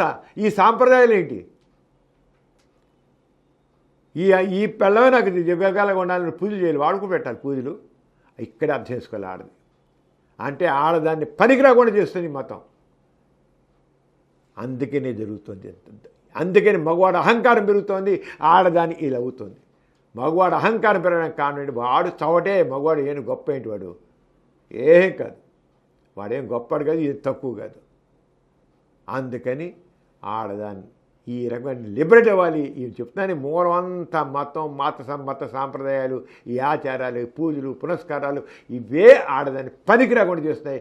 దానిపై అంచేది ఆడవాళ్ళు వీటిని మానేస్తేనే చక్కగా మంచి వ్యవస్థ వస్తుంది, మంచి సమాజం వస్తుంది. ప్రేమేళ ఇవాళ చాలా విషయాలు చెప్పుకున్నాం. ఈ సమాజంలో చైతన్యం రావాలి, స్త్రీలలో రావాలి, పురుషులు రావాలి, యువతలో రావాలి. అప్పుడే సమాజం ఏర్పడుతుంది, ప్రజలందరూ హాయిగా బతుకుతారు. లేకపోతే ఈ సమాజం సామాజిక అన్యాయంలో ఉంటుంది, సామాజిక న్యాయంలో ఉండదు. సామాజిక అన్యాయం, ఇప్పుడు అలాగే సామాజిక అన్యాయం, మనం కోరే సామాజిక న్యాయం. ఈ సామాజిక న్యాయం రావాలంటే, అందరికి సమానమైన గౌరవం రావాలంటే, అందరికి సమాన అవకాశాలు రావాలంటే, అందరి సమాన విలువ కావాలంటే, అందరూ సమానంగా పైకి రావాలంటే నాస్తికత్వమే కావాలి. ఎందుకంటే నాస్తికత్వం వ్యక్తి చైతన్యానికి తోడ్పడుతుంది, వ్యక్తి అభివృద్ధికి తోడ్పడుతుంది. ఇక్కడ ఎవరికి బానిస కాదు, అందరూ సమానే. దేవుడికి సులువుగాడు. నాస్తికత్వంలో వ్యక్తి దేవుడికి బానిస కాదు, మతానికి బానిస కాదు, ఏ పరిస్థితులకి బానిస కాదు. వ్యక్తిని వాడు సర్వస్వతంత్రుడు, స్వేచ్ఛగా ఆలోచిస్తాడు, స్వేచ్ఛగా చేసి సామాజిక బాధ్యతతో, సంఘ దృష్టితో తాను పనిచేస్తాడు. తనతో పాటు సమాజాన్ని కూడా పైకి తీసుకెళ్తాడు, సమాజాన్ని అభివృద్ధి చేస్తాడు, తను అభివృద్ధి చెందుతాడు. ఎక్కడ దేనికి దాసోహం లేదు. నాస్తికత్వం అంటేనే వాస్తవికత, సంఘ దృష్టి, వ్యక్తిత్వం. వ్యక్తిత్వం అంటే ఏంటి? దేనికి దాసోహం కాకపోవడం, స్వేచ్ఛగా ఉండడం, స్వేచ్ఛగా ఆలోచించడం, స్వేచ్ఛగా ప్రవర్తించడం, బాధ్యతగా చేయడం, ప్రతి వ్యక్తికి గౌరవం. అది నాస్తికత్వం అంటే. నాస్తికం ఇంతవరకు ఆస్తిక సమాజం చేసింది మనిషిని ఒక దేవుడికో, ఒక పరిస్థితులకో, ఇంకో దాసం చేసింది. మనిషి స్వేచ్ఛ లేకుండా చేసిన ఆస్తికత్వం చేసింది. కానీ అదంత అబద్ధాల మీద వ్యవస్థ నిర్మాణం చేసింది. నాస్తికత్వంగా సత్యం మీద, వాస్తవికత, సత్యం మీద సమాజం నిర్వహించారు.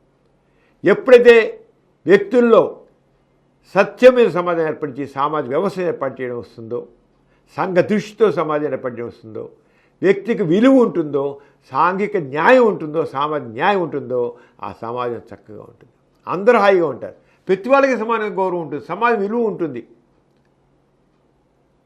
దీన్ని తెలియజేయడం కోసమే సమరం ఛానల్స్లో positivism Telugu channel, positivism Hindi channel, positivism English channel, అలాగే ఎథిస్ట్ బిల్టన్ ఛానల్, ఎథిస్ట్ సెంటర్ ఛానల్ అని 5 ఛానల్. పాజిటివ్ ఎథిజం గోరా గారు ప్రతిపాదించిన ఈ పాజిటివ్ ఎథిజం జీవితానికి సరైనటువంటి దిక్సూచి.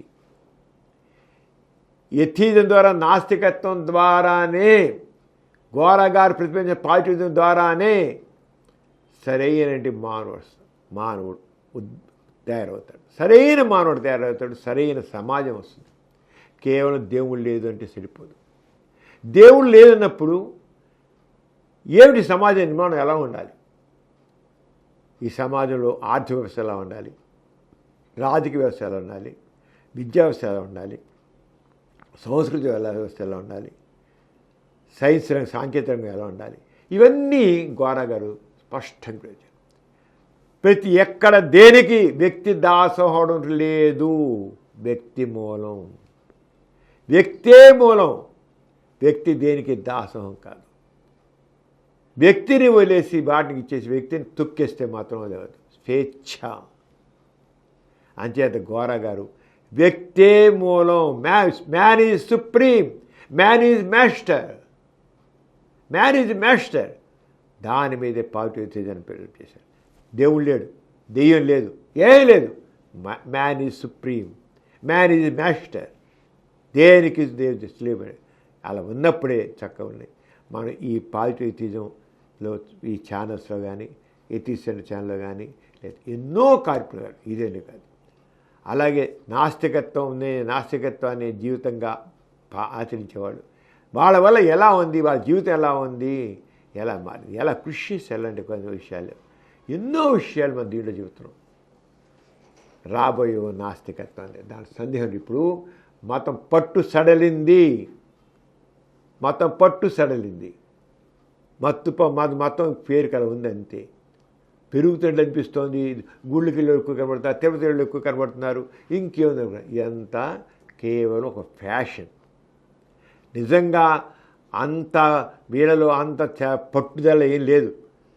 ఇటు ఉన్నారు, అటు ఉన్నారు. ఫిగారు మనిషిలో ఉన్నటువంటి ఈ మత మోక్షం పూర్వకాలంలాగా ఆ మతం యొక్క పట్టు లేదు. అంచేత మనిషి లిబరేట్ అవుతున్నాడు, స్లోగా ఆలోచిస్తున్నాడు, స్పందిస్తున్నాడు. స్లోగా వాడి ఆలోచనతోని ఒక రకమైన స్వేచ్ఛ వైపు, బాధ్యత అయిన స్వేచ్ఛ వైపు, సమాజం వైపు, మనిషికి విలువ వైపు, మూఢనమ్మకాలు లేని సమాజం వైపు మనిషి ఆలోచన వెళ్తుంది. రాబోయే యుగం ఖచ్చితంగా నాస్తికత్వం, డౌట్ లేదు.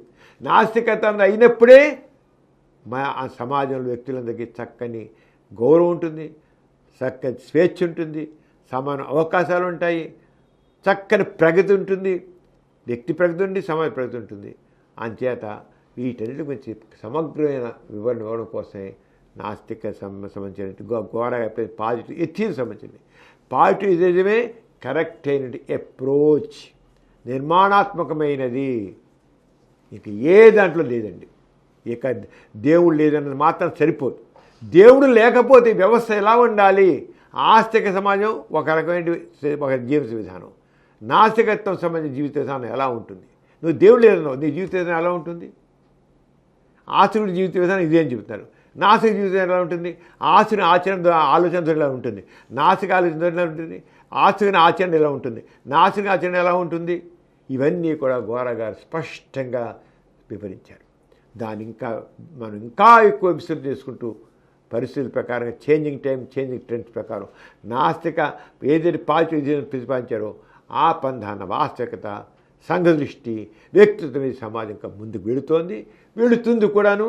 ఖచ్చితంగా అది అని చేత ప్రతి ఒక్కళ్ళు కూడా రాబోయే యుగం నాస్తికత్వం కనుక పాజిటివ్ ఎథిజం ఘోరగా ప్రతిపాదించే పాజిటివ్ సరైన నాస్తికత్వం నేను ఖచ్చితంగా ఘోరగా ఏ పాజిటివ్ ప్రతిపాదించారో అదే సరైనటి జీవిత ఆచరణ, జీవిత విధానం. ఆ జీవిత విధానమే సంపూర్ణమైనది. ఆ దాన్ని మనం చక్కగా తెలుసుకోవాలి. అందుకోసమే ఈ ఛానల్స్ పెట్టాం.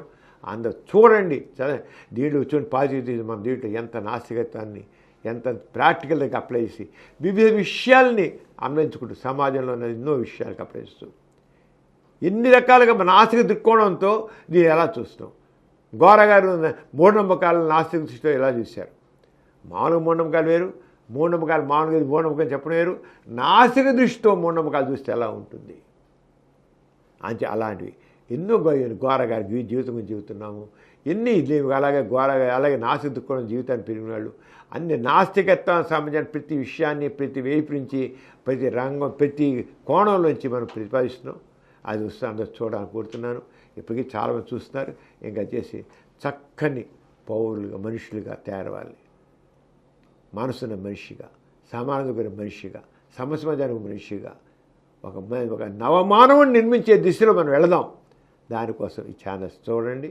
మీకైనా వివరాలు ఉంటే మాకు తెలియజేయండి. దాన్ని కూడా మనం దీంట్లో మాట్లాడుకున్నాం. అందరికీ ఈ విషయంలో మీరందరూ చేయాలని ఈ ఛానల్ తప్పకుండా ఈ ఛానల్స్ చూడమని కోరుతున్నాను. మీ యొక్క తృష్ణని, నాస్తికత్వం గురించి మీ తృష్ణ తీర్చేందుకు మేము సాయశక్తులు కృషి చేస్తున్నాం. ఇంకా మీరు ఏం కావాలో ఎలా కావాలో చెప్పండి, ఆ రకంగా చేద్దాం. మీ అందరూ మరి ప్రతి ఎంతో శ్రద్ధగా ఈ తీసిబిట్టు చూసి ధన్యవాదాలు తెలియజేస్తున్నాను. మరి ప్రిమేల అందరి సెలవు పుచ్చుకున్నాం. అందరికీ జై ఇన్సాన్. జై ఇన్సాన్. ఈ కార్యక్రమం మీకు ఎంతో నచ్చింది కదా? ఇటువంటి మరిన్ని వీడియోల కోసం అనతి కాలంలోనే 20 కోట్ల వ్యూస్ సాధించిన సమరం ఛానల్ సమర్పించు ఎథిస్ట్ బులెటిన్ ఛానల్కు సబ్స్క్రైబ్ చేయండి, లైక్ చేయండి, మీ ఫ్రెండ్స్కి షేర్ చేయండి. అలాగే ప్రక్కనున్న గంట సింబల్ని ప్రెస్ చేయడం మర్చిపోకండి.